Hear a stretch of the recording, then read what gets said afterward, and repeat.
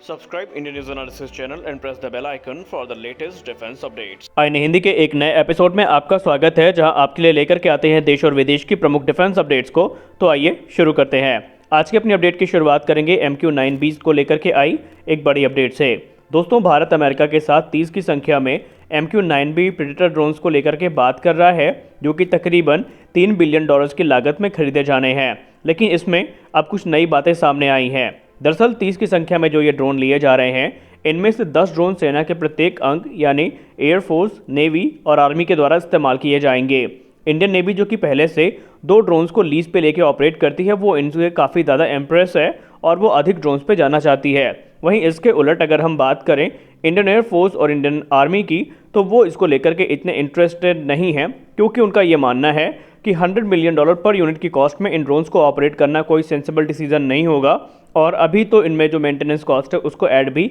नहीं किया गया है। इसके अलावा जो इंडियन आर्मी है खासकर, वो हेरॉन TP ड्रोन्स का समर्थन करती दिखी है, जिसको हाल ही में इजराइल से लिया गया है। दरअसल इंडियन आर्मी ने इमरजेंसी पावर्स का इस्तेमाल करते हुए 4 हेरॉन TP ड्रोन्स का ऑर्डर इजराइल को दिया था, जिनमें से 2 ऑलरेडी रिसीव किए जा चुके हैं और इनकी परफॉर्मेंस से काफ़ी ज़्यादा खुश हैं। हालांकि ये कहना सही नहीं होगा कि हेरॉन TP और MQ-9B सेम लीग के ड्रोन्स हैं, लेकिन फिर भी इंडियन आर्मी और इंडियन एयरफोर्स का ये कहना है कि MQ-9B फिलहाल उनकी रिक्वायरमेंट्स के लिए सही नहीं है, और इससे अच्छा यही होगा कि MQ-9 की जगह पर जो हेरॉन TP है, इन पर जो अपना ध्यान है वो केंद्रित किया जाए। खैर, इस पर आगे क्या निर्णय आएगा वो तो हमें आने वाले वक्त में ही पता चलेगा।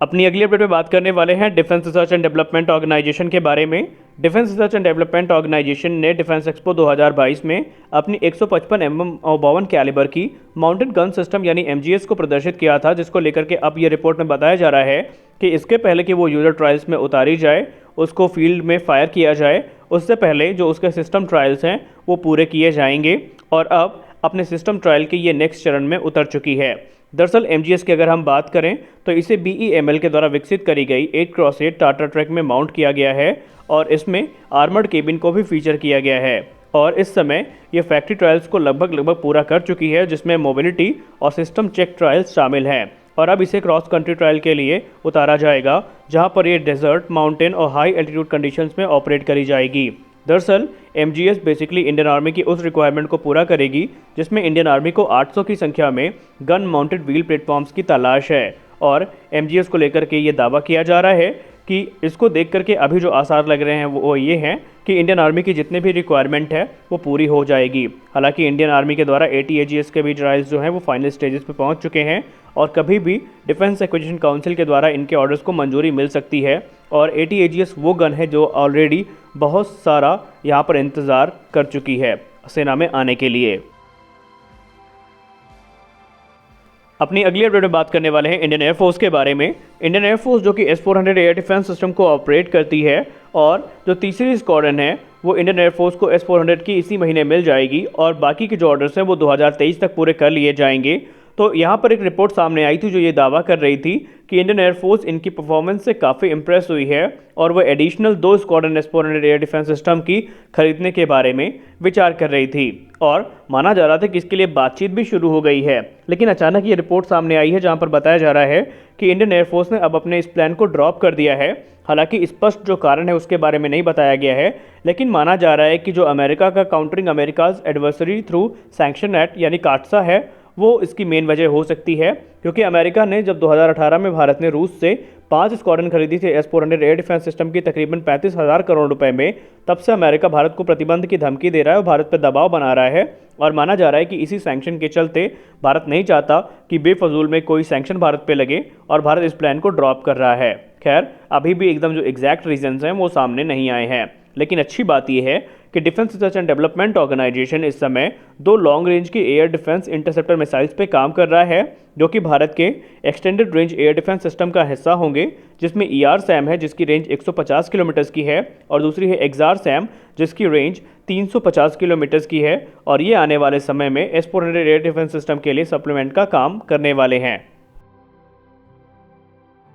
हमारी अगली बड़ी अपडेट बॉर्डर सिक्योरिटी फोर्स को लेकर के आ रही है। BSF के द्वारा एक अपडेट के माध्यम से बताया गया है कि उनका एक जवान जो कि गलती से पाकिस्तानी सीमा में पहुंच गया था, उसे पाकिस्तानी रेंजर्स के द्वारा BSF को वापस कर दिया गया है। आइए जानते हैं पूरा मामला है क्या। दरअसल बीएसएफ ने अपनी रिपोर्ट में ये कहा है कि जवान बेसिकली सुबह तकरीबन 6:30 बजे एक जांच के दौरान गलती से काफ़ी ज़्यादा वहाँ पर फॉग होने के कारण और विजिबिलिटी कम होने के कारण पाकिस्तानी सीमा में पहुँच गया था, जिसके बाद उन्हें पाकिस्तान के जवानों के द्वारा पकड़ लिया गया था और बाद में दोपहर को 1:30 बजे एक फ्लैग मीटिंग में पाकिस्तानी रेंजर्स ने बीएसएफ के इस जवान को बीएसएफ को वापस कर दिया। माना जा रहा है कि इसको लेकर के आपसी बातचीत भी कुछ हुई है और यहाँ पर बीएसएफ का कहना है कि ऐसी जो घटनाएं हैं वो आमतौर पर होती रहती हैं, क्योंकि इन इलाकों में जो फॉग होता है वो काफ़ी ज़्यादा होता है, जिसके चलते विजिबिलिटी काफ़ी कम हो जाती है और इसके चलते कभी कभी जवानों से ये गलतियां हो जाती हैं। हालांकि बीएसएफ ने कहा है कि ऐसी गलतियां ना ही हो, इसको हम सुनिश्चित करने की कोशिश करते हैं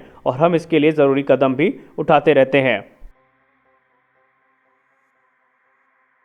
जैसा कि हाल ही में एक रिपोर्ट सामने आई थी जहां पर यह दावा किया जा रहा था कि रशिया ने भारत से तकरीबन 500 प्रोडक्ट को लेकर के कुछ ज़रूरी मदद मांगी है कि 500 अलग अलग प्रोडक्ट्स को लेकर के भारत उनकी मदद करे। तो इस पर जवाब देते हुए भारत की मिनिस्ट्री ऑफ एक्सटर्नल अफेयर्स ने कुछ बातें कही हैं। दरअसल मिनिस्ट्री ऑफ एक्सटर्नल अफेयर्स के स्पोक्स पर्सन अरिंदम बागची ने मीडिया को संबोधित करते हुए ये कहा है कि फ़िलहाल तो ऐसा कोई भी एग्रीमेंट नहीं हुआ है जिसके बारे में मैं आपको बता सकूं, लेकिन जहां तक बात रही है आइटम्स को सप्लाई किए जाने की, फ़िलहाल तो ऐसा नहीं हो रहा है, लेकिन अगर ऐसा हुआ भी होगा तो इसमें कोई ऐसा संदेह करने वाली बात नहीं है, इसमें कोई भी ऐसी गंभीरता वाली बात नहीं है। दरअसल हम रशिया के साथ रेगुलर एंगेजमेंट में रहते हैं और हम लोग आपस में कैसे अपने ट्रेड को एक्सपेंड करना है इसके बारे में जो ज़रूरी संभावनाएँ हैं वो देखते रहते हैं और अगर ये चीज़ें हो भी रही हैं तो ये काफ़ी सामान्य बात है, इसमें कुछ भी ऐसा नहीं है जो कि सीरियस हो। हम दोनों देश एक दूसरे के साथ आपसी इंटरेस्ट को और प्रायोरिटी को शेयर करते हैं और जो ज़रूरत होती है ट्रेड के माध्यम से एक दूसरे को आदान प्रदान होता रहता है। दरअसल उन्होंने रियूटर्स की उस रिपोर्ट का जवाब दिया था जहां पर उन्होंने कहा था कि सैंक्शन ने रशिया को काफ़ी ज़्यादा कमज़ोर कर दिया है और इसी के चलते रशिया ने भारत से मदद मांगी है, जहां पर रशिया ने तकरीबन 500 अलग अलग प्रोडक्ट्स की डिमांड रखी है, जिसमें खासकर कार हो गया, ट्रेन हो गए, एयरक्राफ्ट हो गए, इनके स्पेयर्स हैं, उनकी बात कही गई थी। तो इस पर भारत के विदेश मंत्रालय ने जवाब दिया है।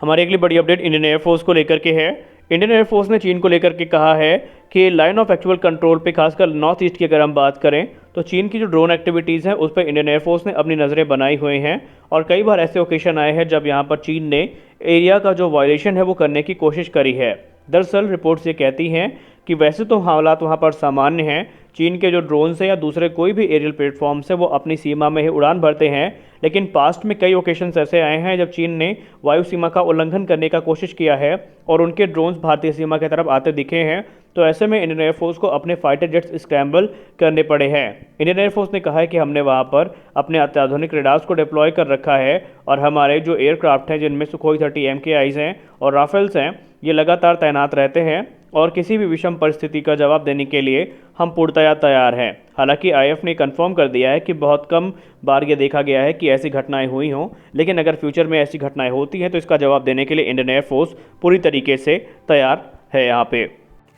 अपनी अंतिम अपडेट में बात करने वाले हैं यूनाइटेड अरब अमीरात और सऊदी अरेबिया को लेकर के आई एक बड़ी अपडेट के बारे में। दोस्तों, यूनाइटेड अरब अमीरात और सऊदी अरेबिया इस समय भारत के साथ ब्रह्मोस नेक्स्ट जनरेशन मिसाइल को लेकर के बातचीत कर रहे हैं, जिसकी रेंज 300 किलोमीटर के आसपास होने वाली है। आपको बताना चाहेंगे कि इसके पहले इजिप्ट ने भी भारत से ब्रह्मोस को लेकर के अपना इंटरेस्ट साझा किया था। रिपोर्ट्स ये भी क्लेम करती हैं कि जब ब्रह्मोस 2024 में तैयार हो जाएगी या ब्रह्मोस NG 2024 में तैयार हो जाएगी तो उसका प्रोडक्शन उत्तर प्रदेश में किया जाएगा और ये माना जा रहा है कि बहुत सारे देश अभी ब्रह्मोस NG का इंतज़ार ही कर रहे हैं, क्योंकि ब्रह्मोस NG एक ऐसी मिसाइल है जिसको किसी भी एयरक्राफ्ट से लॉन्च किया जा सकेगा और ये काफ़ी फास्ट होगी और ये माक 3.5 की रफ्तार से एनिमी टारगेट्स को ध्वस्त करने में कैपेबल होगी। हालांकि अब जब ब्रह्मोस NG बन के तैयार हो जाएगी तभी हम ये उम्मीद करेंगे कि इसका एक्सपोर्ट ऑर्डर भारत को मिलेगा। खैर, अगर ब्रह्मोस के दूसरे वेरिएंट्स की बात करें तो उसको लेकर के अभी तो इंडोनेशिया ने अपना जो इंटरेस्ट है वो दिखाया है और हाल ही में फिलीपींस के द्वारा एक डील को भी साइन किया गया था।